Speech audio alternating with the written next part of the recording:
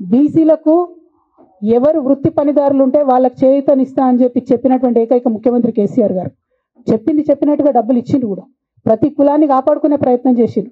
అది కాదా సామాజిక తెలంగాణ? నేను మే 1 నాడు లేబర్ డే రోజు మాట్లాడితే దాన్ని చిలువలు పలువలు చేసి సామాజిక తెలంగాణ పేరుతోని కవిత పార్టీ పెడుతుందని చెప్పి నేను నిన్న చెప్పిన 2 పేర్లు పని కట్టుకొని నా మీద దుష్ప్రచారం చేసిండ్రు. నేనేమైనా తప్పు మాట్లాడినా?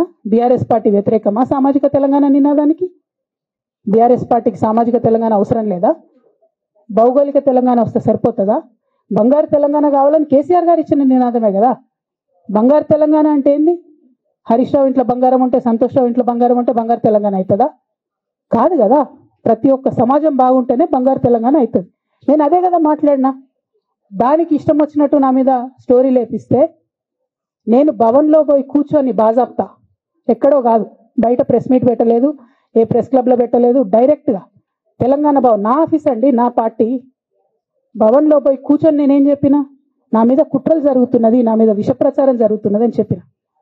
నేను రామన్నను బుజ్జగించి గడ్డం పట్టుకొని అడుగుతా ఉన్నా, అన్న నీ చెల్లెని, ఒక మహిళా ఎమ్మెల్సీని మన పార్టీ ఆఫీస్లో కూర్చొని నా మీద కుట్రలు జరుగుతున్నాయని నేనంటే మీరు వర్కింగ్ ప్రెసిడెంట్గా ఉన్నారన్నా, ఫోన్ చేయరా అన్న నాకు? ఏమైంది బేటా, ఎందుకు బాధపడుతున్నావు అని ఫోన్ చేయరా? ఇది ఎప్పుడు జరిగిన ఇన్సిడెంటు? లేక లీక్ కాకముందు, నేను నా కొడుకు గ్రాడ్యుయేషన్కి అమెరికా పోకముందు, అంతకుముందే. మరి మీరు వర్కింగ్ ప్రెసిడెంట్ కదన్నా, నేను పార్టీ ఎమ్మెల్సీని కదా.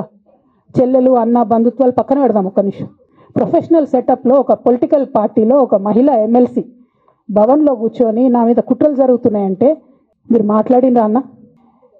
బీసీలకు ఎవరు వృత్తి పనిదారులు ఉంటే వాళ్ళకి చేయూతనిస్తా అని చెప్పినటువంటి ఏకైక ముఖ్యమంత్రి కేసీఆర్ గారు చెప్పినట్టుగా డబ్బులు ఇచ్చిండు కూడా. ప్రతి కులాన్ని కాపాడుకునే ప్రయత్నం చేసిండు. అది కాదా సామాజిక తెలంగాణ? నేను మే 1 నాడు లేబర్ డే రోజు మాట్లాడితే దాన్ని చిలువలు పలువలు చేసి సామాజిక తెలంగాణ పేరుతోని కవిత పార్టీ పెడుతుందని చెప్పి నేను నిన్న చెప్పిన 2 పేర్లు పని కట్టుకొని నా మీద దుష్ప్రచారం చేసిండ్రు. నేనేమైనా తప్పు మాట్లాడినా? బీఆర్ఎస్ పార్టీ వ్యతిరేకమా సామాజిక తెలంగాణ నినాదానికి? బీఆర్ఎస్ పార్టీకి సామాజిక తెలంగాణ అవసరం లేదా?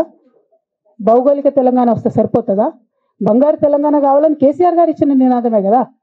బంగారు తెలంగాణ అంటే ఏంది? హరీష్ రావు ఇంట్లో బంగారం ఉంటే, సంతోష్ రావు ఇంట్లో బంగారం ఉంటే బంగారు తెలంగాణ అవుతుందా? కాదు కదా.